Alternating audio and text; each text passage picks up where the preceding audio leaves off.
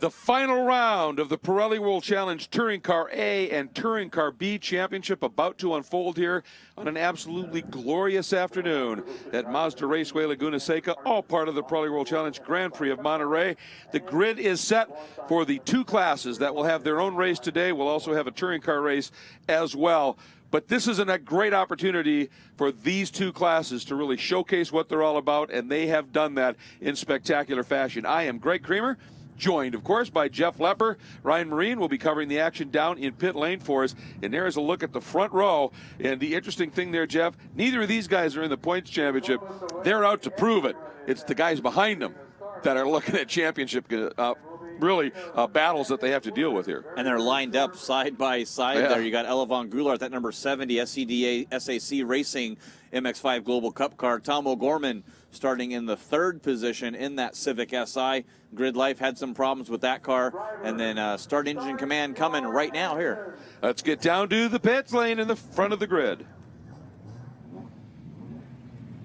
You can hear those engines firing up there. Eric Powell starting on pole. Kenny Morello in that Mazda MX-5 on the outside of the front row is getting the roll out here for the TCA TCB finale of the year. Wow. But I'll tell you, Powell in the first race of the weekend here, again, not in championship contention, put on an absolute clinic. I mean, that Scion is working incredibly well here.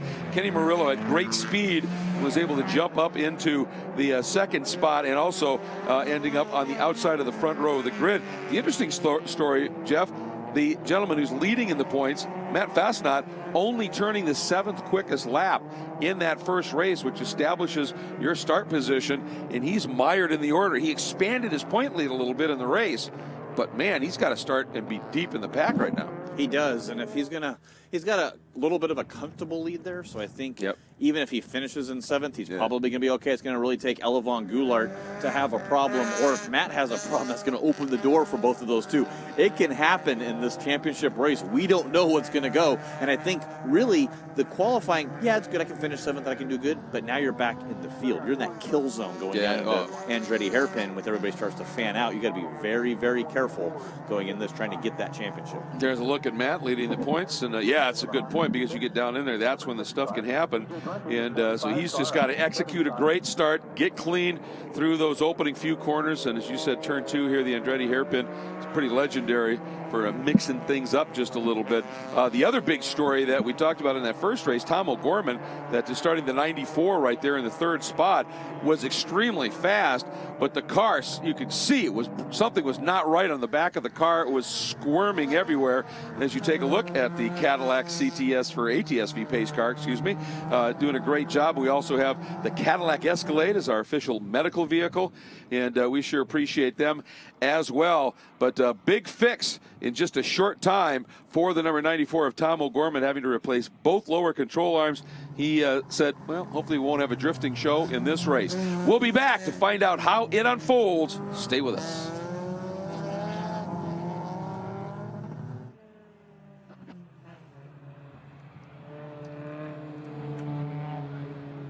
Still live on the web. We are building a CBS Sports Network show that you'll see air. So you'll see us doing the little breaks here live on the website here. So we're getting ready to go back to green.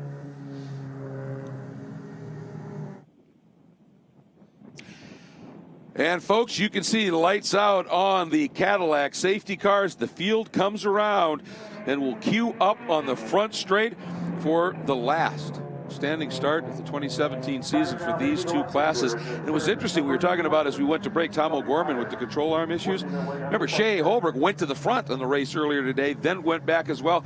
Also some issues. They think it was that compression up in turn 6, and you talked about it in that first race, Jeff. You've got to hammer that for speed through there. You do. You'll bottom the car out and you'll feel it, and it's kind of hard because you'll feel it and you'll do it and be like, wow, that was awesome, I did it right. But then you're like, that hurts. That hurts. So it goes both ways. And of course, coming down to the corkscrew too as well, the compression down to the bottom of that is another hard impact. And these cars haven't been on a surface like that, a brand new development for that. They actually took the Honda Civic Pace car and ripped parts off of it to be able to use. And that's why you saw the Cadillac there. So I want to give a huge shout out to Honda, Jeff Barrow, and all those guys there. As you see, the yellow lights are on. And Remember, on restarts, if we have cautions, they'll be into the VP Racing Fuels acceleration zone, that last sequence of corners. But now it's all about the start. Lights are out. We're racing for the final time in 2017 in Touring Car A and B. And I'll tell you, Tom O'Gorman in that front-wheel drive car, Jeff, that's about as good a start, a standing start you can see from a front-wheel drive car. Look at the head of steam he's got. He's going to make it 3 abreast down into turn 1. Yeah, Eric Powell's going to want to protect that inside. Your pole sitter and race winner. O'Gorman's going to work that momentum on the outside as Goulart looks to the inside of O'Gorman for that battle for 3. Great start by Jeff Sexton as well on the outside of Shea Holbrook. Yeah, he had a fabulous race in round 11. So here in round 12, the last race of the championship, he's out to prove something as well. But it's your pole sitter, Powell, that is leading away. But Kenny Murillo, he does not want to let Powell get away. Kenny's got speed. He wants to stay there and hound him mercilessly. Then a little bit of a gap back to the 94 of O'Gorman, who's got Goulart looking and then tucking back in that green trimmed black Mazda. But look at Murillo, the orange Murillo racing machine, tracking down right now on Powell. Oh, Goulart, he was thinking about it, but then Sexton got it running. Goulart said, I better protect here. Yeah, they're going to try to look, and you see that compression there in turn number 6. Jeff Sexton thought the better part of valor there, just to back up a little bit, save it for another time, going side by side through turn 6. Not what you want to do unless maybe it's the last corner for a championship of a race. But Tom O'Gorman, that car's driving straight now. We'll see if he's as fast as he was before, but Kenny Murillo hounding Eric Powell now, nose to tail for those 2 cars. Well, it's going to be interesting to see if O'Gorman changes his approach through turn 6 a little bit, changes the angles through there somehow. They're into the flow section of this track, and you can see Goulart wanted to get a run here, but he dropped his tires. A beautiful move by Murillo, late on the brakes down into 17. But look at Powell tracking around the outside, and Murillo has to tuck back in a little bit. That was great respect by Murillo as he got to the inside, but Powell was able to just park the car around the outside. Murillo said, hey, nice play, and angled in just a little bit, gave him room, and will live to attack again. And then you can see that Honda, the way that the balance works here, he's got a little bit more straight line, but he runs heavier, and so he's got that speed advantage when you get into the twisty bits. And these Mazda Global MX-5 Cup cars, well, let's just say there's a reason this is called Mazda Raceway Laguna Seca. They work here so well. By the way, in Touring Car B, Kanan O'Connell was on pole, got a faster lap than the race winner, PJ Gronke. Goulart just trying to hang on here, able to hang on to that spot. There's Kanan. And he had the faster lap, even though it was P.J. Gronke that won it. But Gronke got to the front on the start, Jeff, and has already opened up a substantial lead. And he has tied with Peiple. They're tied for the points. Peiple's in 3rd right now. But you talk about Kanan O'Connell getting that faster lap. Yeah, he got it by 4 thousandths of a second, and then another 7 thousandths of a second back was Jake Peiple. That's how close they were in lap times for the TCB finale here, as PJ Gronke looks like he got the better start, starting from the outside of the pole, be able to get up into that lead. And if he can pace this field in TCB, good things are to come at the end of this race. It's basically whoever finishes in front is your winner. There's no other scenarios that can happen. Certainly between Jake and PJ, with Kanan getting that pole, he does get that extra point that gives him, he has got to win it, and hope one of these guys maybe doesn't quite get there. It's going to be an awfully entertaining race. I think both of these classes are going to be spectacular here. Yeah, you see Elevon Goulart. Jeff Sexton was all the way up into that 3rd position. Goulart got back around him, and Goulart's going to try to do everything he can, not knowing what his teammate Matthew Fosnot back there in 7th is going to do, and try to get as many points as he can to see if he can become a 2-time Pro World Challenge champion. Yeah, Powell, a 1:42.824 on his last lap. That's the best lap of the race, but Murillo just a tick off it here. Boy, Sexton is working over Elevon Goulart. And that car, Elevon Goulart's car, and Fosnot's as well, weren't particularly happy cars in round 11 a little bit earlier today. And we'll see whether they were able to make a tweak here and there and get those cars to work just a little bit better. So far, Goulart seems to like what he's seeing. But you can see Fosnot, again, is just not quite on the pace that we've seen him. Here he comes in the number 74 in that black with the orange trim SAC Racing Global MX-5 Cup car. And then the 67 Bubba Burger Lucas Oil Machine of Say Holbrook right behind him. Well, there's 15-point lead right now between Fosnot and Goulart. So essentially, with 9 cars left after Kevin Anderson's withdrawal now, as long as Fosnot can finish, he'll get that championship. So really, he needs to not complete half the laps for Goulart to have a chance, because even if Goulart sets fastest lap and wins the race, there's just not enough positions and points for that not to happen. So for Fasnacht, what he wants to do is have a very lonely race at this point. And if somebody comes up and really starts leaning on him, I think the smart move there is just to wave him through and say, "Go ahead. I don't want any part of that. I'm looking at a championship here." But he's driving well enough at this stage that we'll have to see whether Shea can get to him and then start to put together a bit of an attack at this stage. But up front, you can see Sexton once again is just working over Elevan Goulart as they head down into the Andretti hairpin. And then you've got O'Gorman, then Fasnacht here currently sitting in the 6th spot, but up just exiting Andretti hairpin. Furious racing here for that 3rd spot. Yeah, Jeff Sexton in that Winding Road Racing TFB Performance Mazda MX-5 Global Cup car. We talked a little bit earlier about Winding Road Racing and their support here in the touring car categories from TCB all the way to the touring car. So good program they have. They brought in Tim Barber, based out at Sonoma Raceway. Our thoughts and our prayers with everybody that's been affected by this fire here at Sonoma. And of course, TFB Racing based at Sonoma Raceway. So Napa area, all that with these devastating fires here in California. Yeah, Kenny Murillo running in 2nd right now. They pretty much lost everything except the race shop. He said, "We're here racing, one, to just try and have some feel-good moments here for some of these people." He said, "But we're racing in honor of the victims of this fire and also for Cal Fire. We're honoring them by our racing here." So we'll be right back with more from Mazda Raceway Laguna Seca. Well, I'll tell you, it's a little bit different scenario than we saw in that first race, Jeff, where Eric Powell just said, "See ya." Kenny Murillo is absolutely not letting him get away.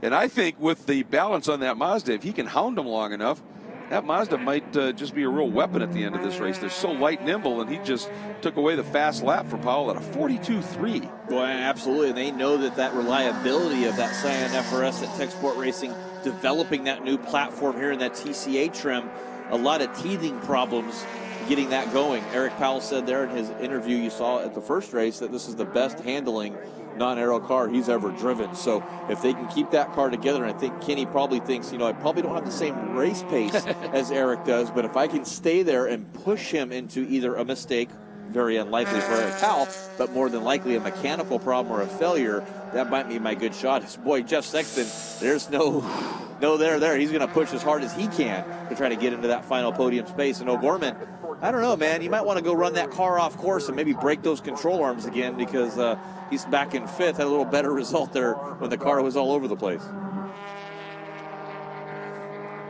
See, there's Jeff Sexton down to the inside, turn number 5, puts his nose on again.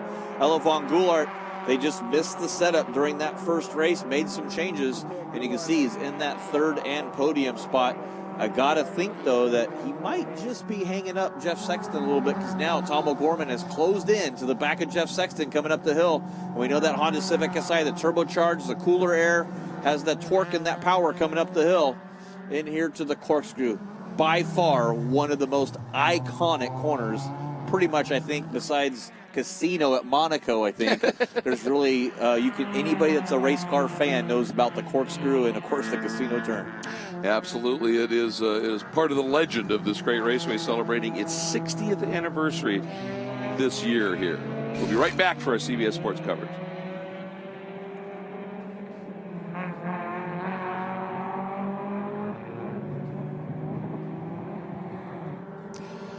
The battle continues here at Mazda Raceway Laguna Seca, and something has happened to the number 89 of Jeff Sexton. He was in a furious battle with Elevan Goulart for 3rd. He had just been awarded the Optima Batteries Best Start Award, up 3 spots in the opening lap in his Winding Road Racing Mazda Global MX-5 Cup car. And suddenly he just dropped off, and O'Gorman went steaming by him as Goulart went through. Almost looked like it could have been maybe a missed shift. That's what I'm thinking there as well. I saw his glove kind of failing in the hand there. He's trying to reach for a gear there, and that's kind of bumpy on the outside of that track there. If you get too far off, you can actually knock the car out of gear because it shakes so much. So quite possibly that happened, or he just simply missed it. And he just saw O'Gorman as he turned into turn 4, almost dropped that left off the outside edge of the track. And boy, did it get that Honda to rotate just a little bit. Might have been even by design. He's just obviously trying to break those control arms, right? Exactly. Exactly. Turns the wheel down, gets that run out of turn number 6, trying to see any way around Elevon Goulart. Elevon doing a good job here. You want to protect the inside of the corkscrew, but you could just do that, try to get that over-under in through Rainey down the hill. This is the left-hander, turn number 9 now on the track there as he goes back to the inside. There's a lot of grip there, but there's a lot of momentum on the outside because it's a big banked corner coming down to the straightaway into turn number 10, and then the hard braking zone at turn number 11. And already Sexton has recovered and is right there within a car length of these two. Goulart in the 3rd spot, O'Gorman 4th, Sexton 5th. Fosnot being very cautious and conservative just now coming in to turn 11. Holbrook back. This time O'Gorman was close enough, Jeff. He's going to maybe be able to drive by and then see if he can get over to the inside and protect and not let Goulart and that light Mazda have an opportunity. It's just what he's doing. And you saw how quickly O'Gorman had to get on the brakes before Goulart, a little heavier in that Civic SI. The Mazda working that outside, trying to see if he can go. And you see that wasn't able to get back to the gas because he was so on the back bumper of O'Gorman that Jeff Sexton was able to just breathe a little bit, carry that momentum through, and then get that run on Goulart.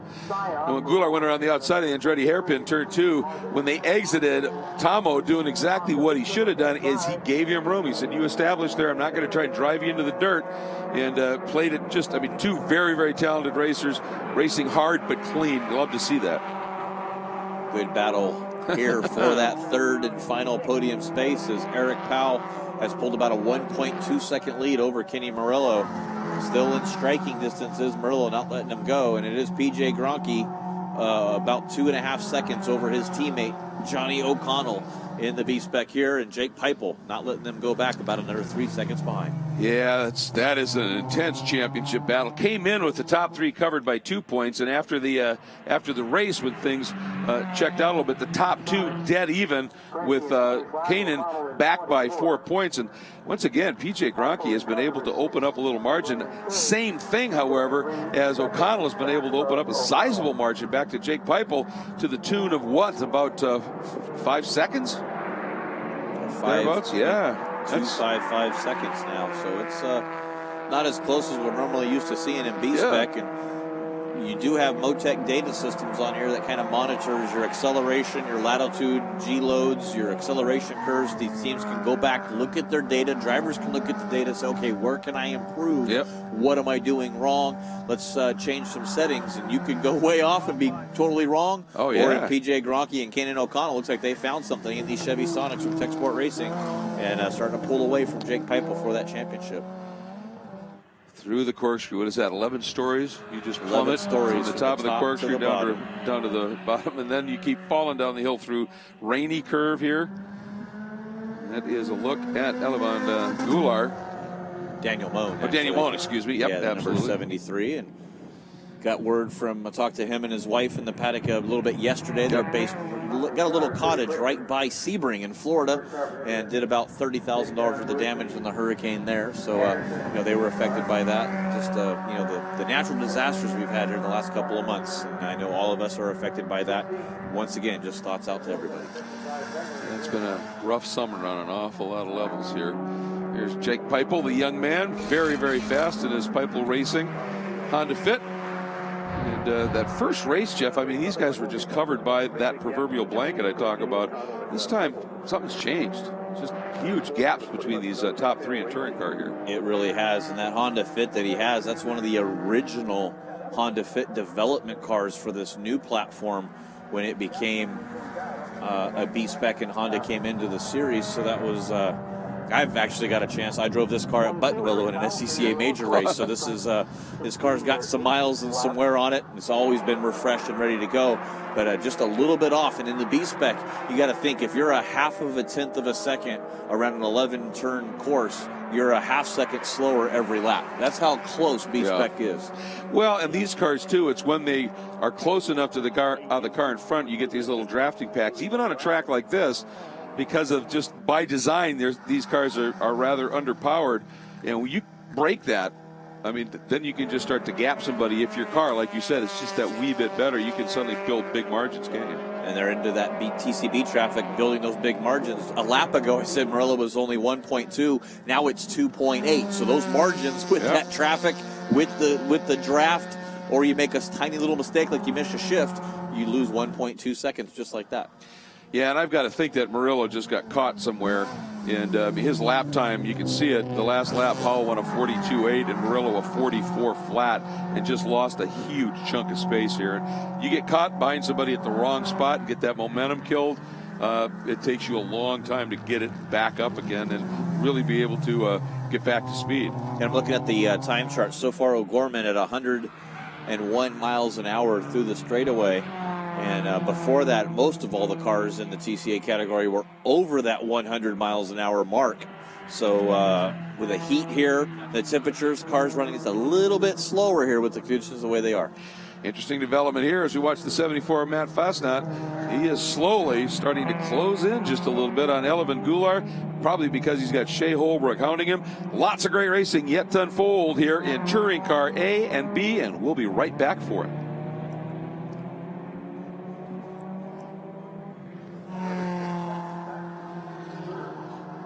Yeah, I'm taking a look here. At times on that last lap, Goulart was able to respond a little bit, Jeff, and was able to ease away once again just a smidge from Matt Fasnacht. But boy, Shea Holbrook is just there, and one mistake from Fasnacht, she's going to be there. And so I think he's just worried about right now with that championship window. Hit your marks. Don't put the car up on the curbs. Don't do anything that can unsettle it. Just bring it home. Yeah, Shea's had a busy season here running that Honda Accord at the beginning of the year. Had her teammate Jason Fichter. I hope he's watching.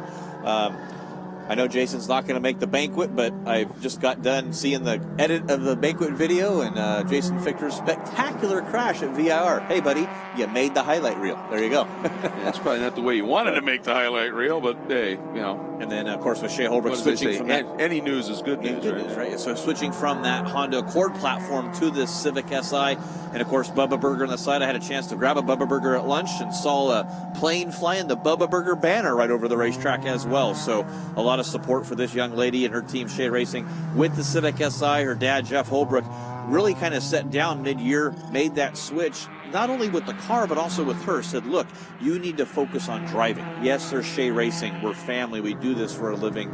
We've lost a couple of cars with Jason Fichter's car crashing out on this year. Just focus on your driving and go. And when she's done that now, first debut win at Utah Motorsports Campus in that Civic Si. So she's really looking up. And congratulations to her, Nick Corley as well, getting married next month. So got to give a very cool. More of one of those. It's about time, Nick, for crying out loud. But yeah, Shea Holbrook, congratulations to them expanding that family here. So we'll be calling her Nick Shea Corley next year, I wonder. We'll see. Yeah, we'll see which way she opts to go for that. Boy, she is closing in. Yeah, right there on that back bumper with Fasnacht. Now, this is, like you said, Greg, one of those you just want to go ahead, maybe let her go.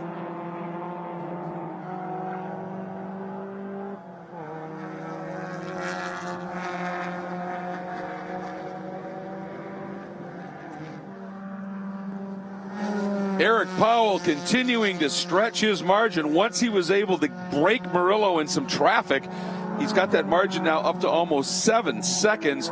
Kenny Murillo doing a superb job sitting in second. O'Gorman still third in the Honda Civic. Sexton fourth in that Mazda Global MX-5 Cup car. And Goulart, one of our points contenders, sitting in the fifth spot. Behind him in sixth is Matt Fasnacht. But Shea Holbrook has closed in. Fasnacht getting caught up in a little bit of traffic. And he's got some deciding to do right here. Is do I try and gap her again and get a little bit of a margin, or do I just wave her through? But for Eric Powell in this Scion FRS from Tech Sport Racing, boy, he didn't have to worry about much as he comes out of that last turn and right up in front of him. One of the team cars running in Touring Car B, I think it was Kanan O'Connell, who comes in here third in the points. Jeff Sexton looks like he's closing in on O'Gorman as well for that third place. And you'll see there's Elevon Goulart. Good shot coming down that straightaway here at Mazda Raceway Laguna Seca. You see the little small starting stripes there for the standing start. That's, of course, a lot of bike racing here as MotoGP used to run at this facility. Really, truthfully, if you look at a good wide shot here down in the Andretti hairpin, you can see the asphalt right there on the exit. That's the old original racetrack here. You kept going full speed all the way up to what is now turn 6. Used to be turn number 4, flat out around that corner. And it was great to watch the old Camel GTP cars go through there. And the speed that they carried, and they changed this track for the motorcycles. It was pretty neat to see the transformation. It's really made this one of those more world-class facilities than what it is, extending that to a 2.2-mile road course. I tell you, though, one of my great regrets is I never saw the original Can-Am or Formula 5000 cars on this track through the turn 2, 3, 4 that you're talking about. That had to be just staggering. Yeah, I never got to see that either because I wasn't born. But I'll leave that there then. Nice. Nice. The knife will come out later. I appreciate that. But what a great track here, Mazda Raceway Laguna Seca. You see the Mazda, they did the development of this global MX-5 Cup car here at this track, so they're always been great in any series they run. Elevon Goulart, your 2016 Pirelli World Challenge champion. The clock just goes below 20 minutes. Matthew Fosnot, unfortunately for Goulart, looks like he might have that championship clinched now as you get points once you get past halfway. So provisionally, it is Matthew Fosnot running in that 6th place right now. There he is at number 74, your 2017 Pirelli World Challenge champion in that Equity Residences SAC Racing Mazda MX-5. Yeah, I mean, obviously he can see Goulart in front of him, and he knows, you know, he's probably clinched it here. The only thing that could take it away is some penalty where they deduct points. So he's going to be as clean as he possibly can. He sees Goulart up in front. All right, I'm close enough. I know this is going to be just fine here. And he's just been brilliant. And you know what? That's just good decision making. We saw earlier in the season, Jeff, he was very fast, swept the weekend. I think it was at VIR, and has really been on form. And once he got into this championship battle, he's done exactly what he's had to have done to just keep getting that margin into a comfortable zone where he can come into the final 2 rounds and really focus on winning a championship. He's really had a great year. And it really speaks volumes to Ademir Fudamenti for what he has done with that SAC racing team. You know, you got Elevon Goulart, his boy, won the championship last year. Now here's the client that comes in and able to go clinch his championship as well. Big volume for SAC Racing based up in the Connecticut area. SCDA Racing with Elevon Goulart. They do a lot of track days, a lot of support. I think there's 30-something Mazda MX-5 and Miatas they have in their whole stable that they prep and maintain. So what a great family organization to see spreading that championship wealth out through the whole team. Yeah, and for Fosnot here, this has got, as Jeff said, into that final 20 minutes, past the halfway point. Ryan Marine, that team's got to be pretty pleased, and especially the Fosnot camp. No doubt about it. And Matt, behind the wheel, you were talking about him knowing what he has to do in the car. I asked him about that yesterday, as a matter of fact. Hey, are you going into this knowing what all the scenarios are, or are you flying by the seat of your pants? And he said, are you kidding me? I've got a spreadsheet with all the different permutations. Whatever I need to know, I've got it. So you better believe he knows exactly what he needs to do to get this championship here in race number 2. Well, the one thing, and that's a great point, Ryan, having all of that absolutely locked into your head, he now knows that essentially he's champion. So now, if Shea comes up and goes after him, he'll race her. Oh, and he's turned the wick up absolutely. Too. So it was 144.386 last time by. He was doing 45s before that. So he's like, well, we're clear, we're good, let's go. Time to go race. The question for him is he's got a significant margin of almost 5 seconds to Goulart.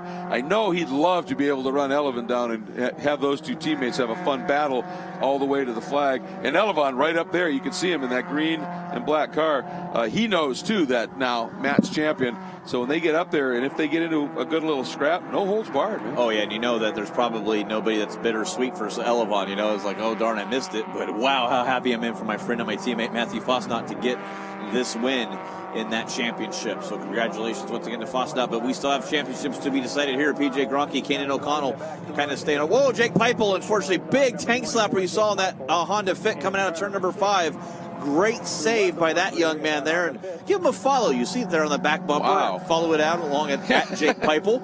He's got it right there, so you get a good shot to see where he's at on the Twitter and Instagram.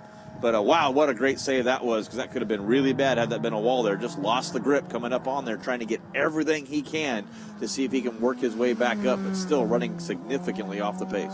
Yeah, I talked to his grandparents a little bit earlier in the week, and the Winarkas, who, of course, are deeply embedded. As you watch this off, he just ran a little wide and did the right thing, no sudden moves, just drove it right back on. And they said, you know, whatever happens, we couldn't be prouder of him. And the Winarkas obviously are deeply embedded in the SCCA community, very involved on the stewarding level, and have been part of that club for a long time. And they said, We don't care what happens. He's had a brilliant season. We're very proud of him. And he didn't have the pace here today in this race. He was right there in the race this morning. So obviously either the Tech Sport guys figured something out a little bit on setup, or it was just a matter of just breaking that toe. Yeah, I think once he got out, because they're all lapping significantly slower than they did in the race number 1 here earlier. And the temperature of the weather, it really affects these cars. And you have to be just spot on hitting those setups and you're driving here in TCB. Well, you had Super Pole qualifying, so you had those guys, and they were pushing hard, bringing sand up on the track. You got some of the other competitors here. Since they ran this morning, this track surface could have changed completely as well, just in terms of what's been hauled onto it. Absolutely, yeah. The sand, the silt, the movements, the tire compounds, the rubbers. It's still Pirelli P0 tire. Some are on a harder compound, some are on a softer compound. Pirelli GT2 Cup, a different compound. They had a track session, so it's a lot of different changes. And we're about 27 degrees warmer than we were in the morning race, so it's heated up a little bit. And the sun shining, track temperature, some of these guys were talking about, was almost 40% higher, or 40 degrees higher on the track temp. Well, and that, I think, is the thing. It's just the immensely different temperatures that are affecting the cars right now. Who guessed at it better in terms of adjusting the setups? Well, it's starting to show on the track, and we'll be right back.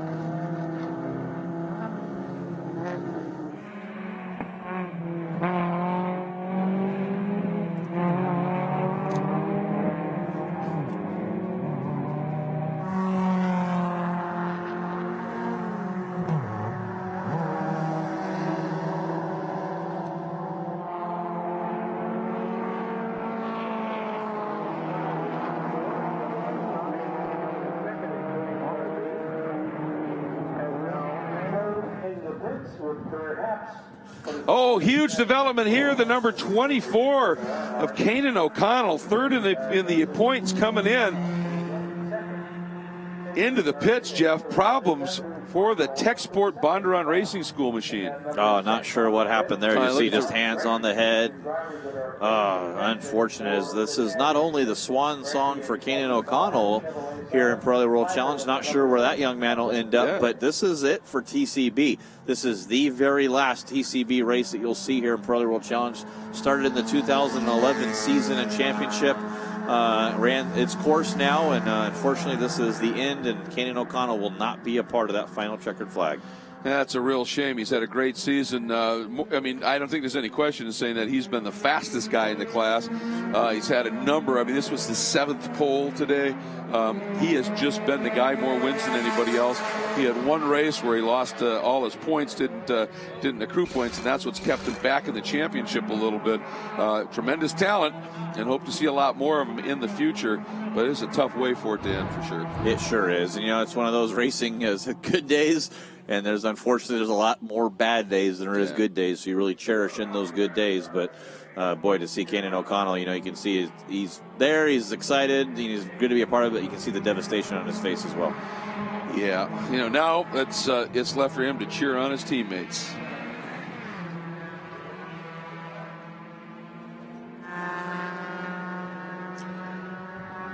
Welcome back, everybody, and we have some drama in Touring Car B. Kanan O'Connell running second in the race, third in the championship points, into the pits, out of the car, Jeff. That is a brutal, brutal way to end not just the season, but the history, if you will, in Pirelli World Challenge of Touring Car B. Yeah, one of the fastest guys, like you mentioned, Greg, here in the TCB category, and just ends his championship. Now, you know, what kind of failure was that? Will that something that will affect PJ Gronke as well? Jake Peipel moves up to second place. They were tied for the championship with PJ and Jake. Between those three guys, it was going to come down to whoever finished in front of each other. That was going to be your champion, the way that goes. So we'll have to see. Can PJ Gronke now going to have about a 26-second gap here back to Jake Peipel? Now it starts going in conserving mode a little bit. 10 minutes to go. I would sure think so. And it's interesting with Kanan out after the first race this morning, he was 4 points behind. The two guys at the sharp end of this now, Jake Peipel and leading the race right now, PJ Gronke, dead even in the points coming in here. So that's a big story in and of itself, obviously. another big story at the front of the field overall and in Touring Car B is Eric Powell in this 23 Tech Sport Scion FRS has got that margin up to about 6 seconds, and he's just managing it now, doing a brilliant job, but he's going for a 2 for sweep here. He is, and he's showing the potential that this team and this platform should have had all year had they not had those teething problems with that new car. They knew that the driver could do it with Eric Powell, no less, behind the wheel, but the team knew they could do it. They just needed to get that reliability. It's sad that it happened at the last race of the year, not sort of mid-season or the beginning of the year, but look for them to be very, very strong next year. Then obviously the reliability and the Scion FRS platform, they've found something, and it's been magical here today at Mazda Raceway Laguna Seca. Yeah, they are. We're already excited about their 2018 season, and I think they're just probably dancing right now about the prospect. There's a look at Kenny Murillo, who only started in the championship at Utah Motorsports campus 2 races ago. That's a kind of coulda, woulda, shoulda scenario here, because he shows up his first race, he was 3rd, set fast lap, which put him on pole for the next race, won the next 3.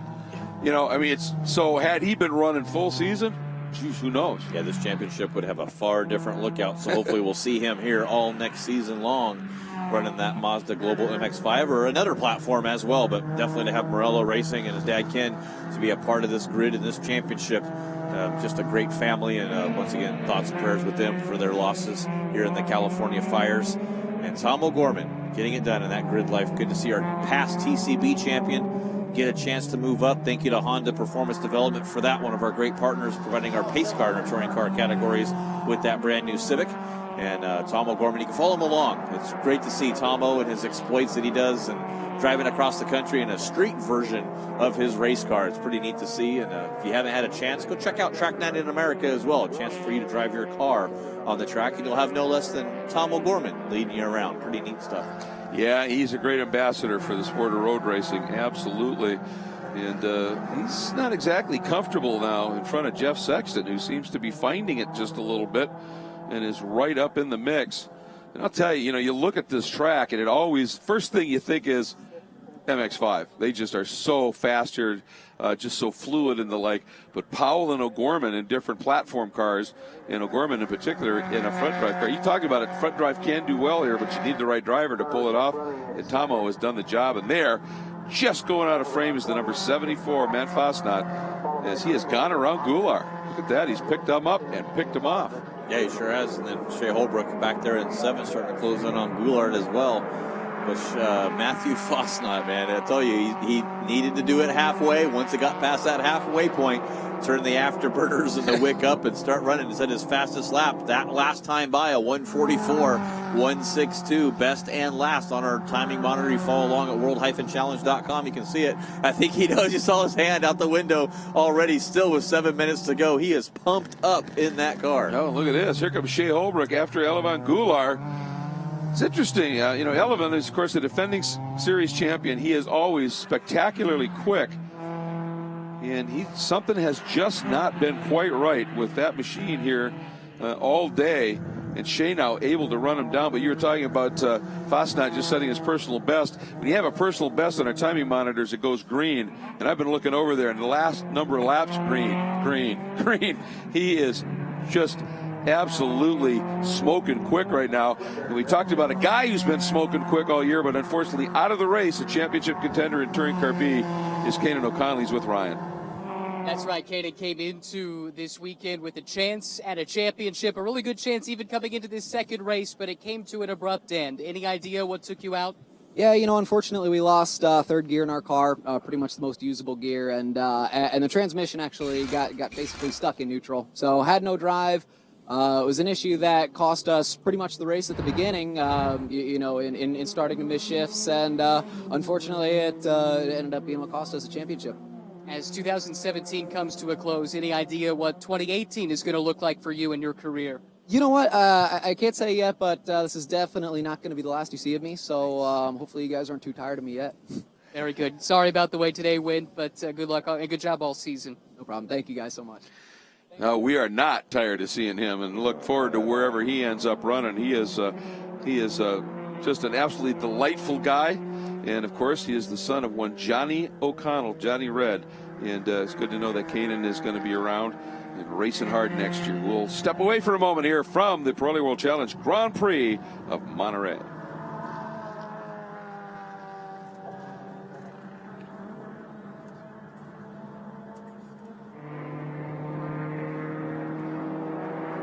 PJ Gronke leads in Touring Car B. He too is going for a potential sweep of the 2 races. And if he does that, Jeff, he's a champion. And he has worked at this for so long. Finally got his first win this year in his career in Pirelli World Challenge at Utah Motorsports Campus. At the race this morning, when he got out of the car, he was over the moon. I can't wait to see how that's going to play, assuming he hangs on here and not only sweeps, but gets that championship. And another guy that's going to be pretty elated is the 23 here of Eric Powell, also looking at a sweep at the weekend with all eyes toward 2018 in this program. Absolutely. The Scion FRS platform here with Tech Sport Racing. If you want to go pro racing, I think I'd be calling these guys because they have this car figured out now. Look at Eric Powell on a charge, 7.5 second gap behind second place Kenny Morello as he goes around Stephanie Anderson, making one of her starts here in Pirelli World Challenge in that Black Armor Helmets Mazda 2 in TCB. So good job from her. But yeah, Eric Powell with Tech Sport Racing. This has just been one of those teething problems for this car all season long. Got that worked out, got it figured out, and now what a great platform they've developed here, and showing that it's still got about 4 minutes to go. But it looks like he could be sweeping the weekend here in TCA. Yeah, I certainly got the pace. You mentioned Stephanie Anderson, the Black Armor Helmets. Also a big hello to James Wilson, who's run with us in the past in the 55 Black Armor Helmets entry. Came all the way from Kyle, Texas, to be able to be a part of this final race in Pirelli World Challenge history of the Touring Car B-Spec cars. A lot of guys that have done a lot of running in Touring Car B-Spec. It's great to see a lot of them come out here and be a part of this. Yeah, I was actually trying to find a car to jump in. I'm like, how cool would that be to be one of the season-ending races here for TCB? And, it's I'd rather be behind the booth, but that's where I'm at. So it was great to see the history of TCB. It was a great concept. It was a great ladder system to build. It brought in a lot of drivers. Ernie Francis Jr. worked his way up from TCB to TCA to TC. Shea Holbrook did the same, up to GTS, and now he's a 4-time Trans Am champ for Ernie Francis Jr. Shea Holbrook, multiple race wins in all the categories, really set the platform for a lot of these young drivers to give them a chance to come in. Tom O'Gorman, won the TCB championship as well, really funded his way into the race here, and that got him into the spotlight of Honda, and now he's a supported Honda racer. Well, I mean, the way that he went about that championship, you talked about the crowdfunding, he shared that car with an SCCA club racer that ran it on SCCA club weekends, and then Tomo would run it in the pro weekends. They both ended up with championships on the year. I mean, that was the connection that you had to the club, and I think that's pretty cool. And Tomo, he's whittled that down now to just about a second behind Murillo. Murillo's been able to respond in that last lap to sort of stabilize it a little bit.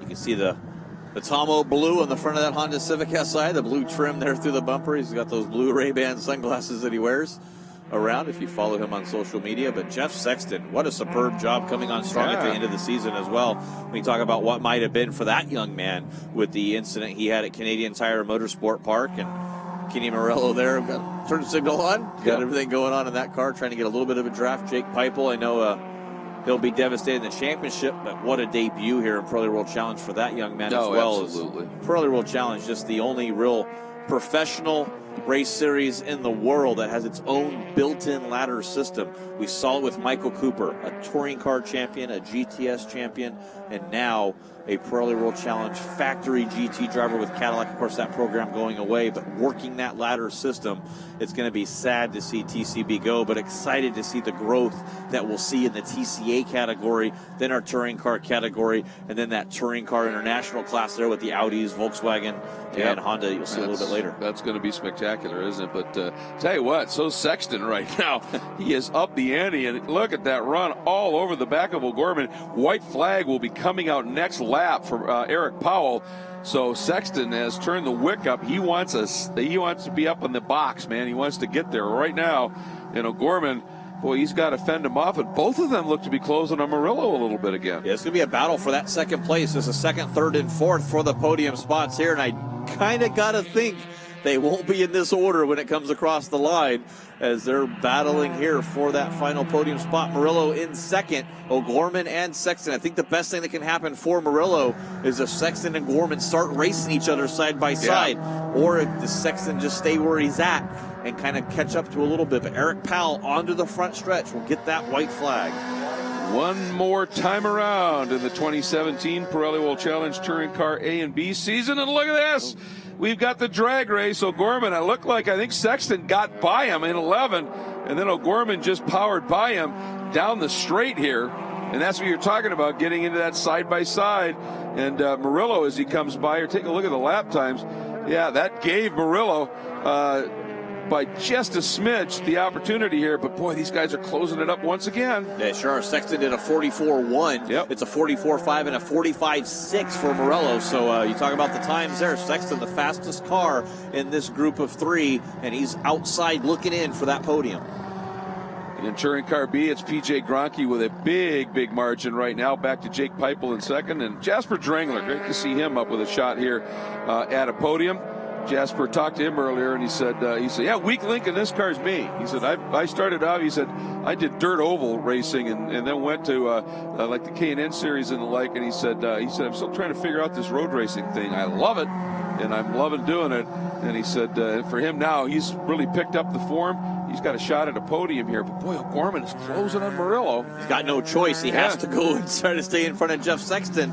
And I think he's going to be kind of content with where he's at here. Murillo ran a little wide. Yeah, right in the corkscrew. You can recover from that, but look at the momentum that's going to kill you. O'Gorman has to be careful here. You don't want Sexton getting on your inside as that delicate chess match, like you always say there, Greg Creamer, but this is a chess match for that podium. Well, and you saw that O'Gorman thought about the move, had to breathe it a bit. That gave Sexton a good run here into the last turn. Here we go. It is Powell with the win. Absolutely fantastic sweeping the weekend. But look at that. Sexton running way wide. Gronke will double sweep and win the championship. And Murillo, does he come through and hang on? He does, just barely over Tomo.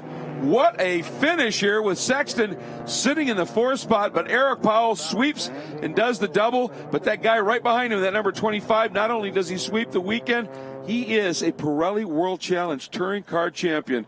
And this is a guy, we've talked about it before, while other people might have that one or two nice big sponsors that make it happen. Look at the two Tech Sport guys, just absolutely elated. Look at the stickers on the side of PJ's car.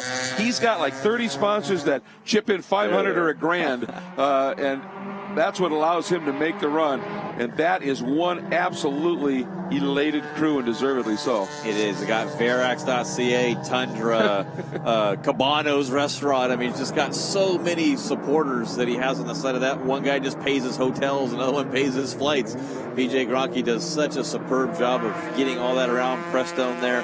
You can see just the names on that, and those are the companies that support him. Let's give them the support. I think it's going to be interesting to see in Victory Circle PJ's reaction. It could be just absolutely wacko elation, or it could be just a flood of tears, and we'll be back for it when we come back to the Pirelli World Challenge Grand Prix of Monterey.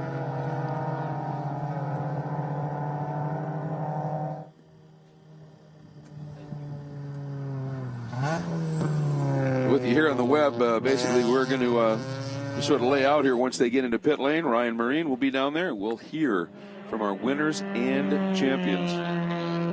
Not bad for a 7-hour. Actually, I talked to Eric, and the map said 7 hours. It took him a little over 4 hours to get up to Sacramento to buy that part that he needed for Kevin Anderson's car yesterday, and then about a 3-hour, 45-minute turn to get back. So he has to do all that, then sweeps the weekend. Just congratulations to the former stunt driver there at Walt Disney World, Eric Powell. And I talked about how great of a driver Eric is, and there's very few people that have ever got in my own race car and went quicker than me. Eric's one of them, and he did it here at Mazda Raceway Laguna Seca. He was looking forward to this race, trying to get that done, and Eric Powell getting that double race win. Yeah, it's an absolutely fabulous story. Comes in and parks it down in the area that the Pirelli World Challenge officials have designated for the cars to come up and get their interviews. There is a look at your Touring Car A podium. Coming in line astern, Powell, Murillo, and O'Gorman. And then we will have Gronke, Peipel, and Jasper Drangler. And there you go. Yeah, Eric going, yeah, good car. Good car. helmet is about to come off, and we will head down there for the interview. And just fantastic celebrations coming from all members of the crew. This is the weekend they've been waiting for just a little while. And to have it all come good here at the season finale, as you talked about, Jeff, really makes that focus as he puts those glasses on. He's looking at 2018 through those lenses, no question about it. Let's get down to the pits. Ryan Marine. It's been a crazy weekend for Eric Powell, parts delivery guy and also two-time race winner. How about it, capping off the weekend that you had with a couple of race wins today? That's true. I think I am some sort of delivery guy. I did drive 7 hours last night and didn't really get any sleep to get some parts for the team owner's car. So it all worked out. I mean, again, these guys have worked so hard on this car all year. It's so incredibly good right now. It's just the most well-balanced car I've probably ever driven. It takes care of the tires so well, and that's key. While these other guys are having some tire degradation issues, we started on used tires, and this car just takes care of them. You know? Kenny kept you honest early in the race, but you were able to pull out a lead. Was it managing those tires, traffic, or something else? He definitely did. I mean, he's super fast. A lot of respect for him. I just tried my best to not make any mistakes and stay in front of him. I wasn't really worried about it. A couple times I gave him the inside and let him kind of set himself up for a bad run off the corner. So, I don't know. I've been doing this a while. Congratulations on the big weekend. Thank you. I appreciate it. Yeah, big weekend indeed. Pretty spectacular here, what they've been able to do, and they've got to be incredibly excited about it. Of course, do keep in mind the number 74, Matt Fosnot, did end up with the championship win, and that truly special as well, no question. But also the guy that sweeps the weekend and earns a championship. You thought Eric Powell was reserved. I don't think we're going to see anything quite like that. When the helmet comes off, and you see on the front of the helmet there, it says PJ. And I'll tell you, this one is incredibly special. He just still wants to celebrate here. Yeah, let's see what he does with the glove. That's what we're waiting on. But. Exactly. After the first race, he's a Canadian. He loves hockey, and he threw down the gloves and said, if I'm going to win this championship, I got to fight. And, boy, I'll tell you, what a run he put together. So, see about it here. Helmet is off, and let's get down. This one's for Greg.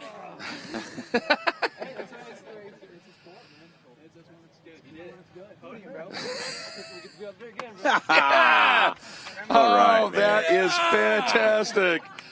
Oh, and a celebration down there. Ryan Marine, tell you what, this guy had to fight for this championship, and he did this weekend. You're exactly right, Greg. It was such a tight title fight coming into this final weekend, just tooth and nail all throughout the weekend. And you were out there racing wheel to wheel with the guys you were racing for a championship. Oh, yeah. How stressful was that? The first race was so stressful, you have no idea. It was just battle of nerves, sitting back, using my racecraft, my wisdom. I've been in World Challenge TCB since 2012. And second race, we put on a new set of tires, and I knew I had to get around Caden at the start. And I just ran it from there. Hit my marks every lap, and I honestly can't thank the Tech Sport Racing guys. They gave me such a good car every weekend. We really dialed in the handling at Lime Rock, and we just went forward from there. And lastly, I cannot thank my sponsors enough. From Jonathan at Tundra, from Stratus at Prestone, from Sid Thomas at Verax.ca, and Peta, Sean, and family at Cabanos Comfort Food. Love you guys. Wouldn't be here standing without you. It's the final year for TCB, a class that you've been a part of for a long time. It's meant a lot for you in your career. What does it mean for you to go out as the final TCB champion? That means the world to me. To end it being the final Pirelli World Challenge TCB champion, I'm at a loss for words. I can't thank everyone, the series, Greg, Stacy, every single person who's a part of this program and series enough. Well, you got it done, my friend. Well deserved. Yes! Yeah! And you know what? There's people in the paddock that you're just drawn to, and he is one of the most genuine human beings you will ever see in your life. And I loved it I'm from Minnesota originally. I got down here. I walked into the track on Thursday wearing shorts, and people were going, "What are you, nuts? It's like 45 degrees." And I walked around the corner, PJ standing there in shorts, and I went, "Now that's a northerner." He's just just a genuine guy. Yeah, you're ready to go swimming here in the wintertime, so that's good for that. So I think we're And, of course, there was the champion we talked about in Touring Car A. Matt Fosnot did exactly what he needed to do today, Ryan. Yeah, this guy caught the racing bug, building his own go-karts, racing around the cul-de-sac as a kid, and now you're a Pirelli World Challenge champion. You like the sound of that? Say that again. You're a Pirelli World Challenge champion, Matt. Congratulations. It's just settling in. That was an interesting weekend. I always like to go. I had to manage a championship and make sure we finished, and it was a lot of fun. Once we got past the halfway point where we knew I tried to burn it down, but everybody was too far ahead, but it was still a lot of fun. This is unbelievable. You told me you had that spreadsheet. You knew what you needed to do to get this done this weekend. How much of a weight off the shoulders was it when you knew that, yes, barring something post-race, you got it taken care of at the halfway point? It was huge because in the first race, I knew exactly how many points I'd need relative to where Elevon was. Unfortunately for him, he hit the curb in turn 6 and messed up his suspension, so he lost the alignment. But at the end of the day, I managed it, reduced risk to get the number of points that I needed to make sure going into this race, short of a DNF, I would be the champion. So it all worked out. Fantastic year. Congratulations. Well deserved. Thanks a lot. Woo-hoo-hoo! Yeah! I'll tell you, he used speed when he needed it, and he used craft when he needed it to win that championship. Here are the final results in Touring Car A.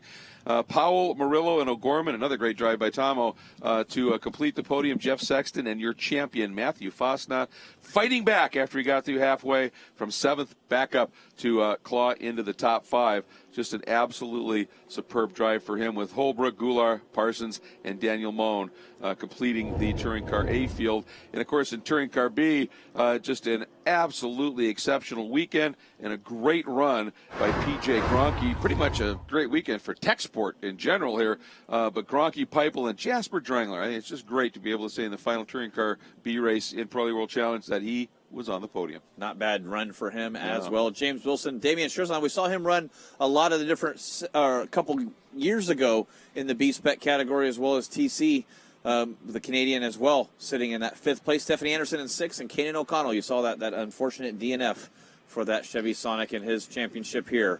Rounds out our top 7 in our TCB. Yeah, great to see James Wilson in that top 5 as well. Welcome back, James.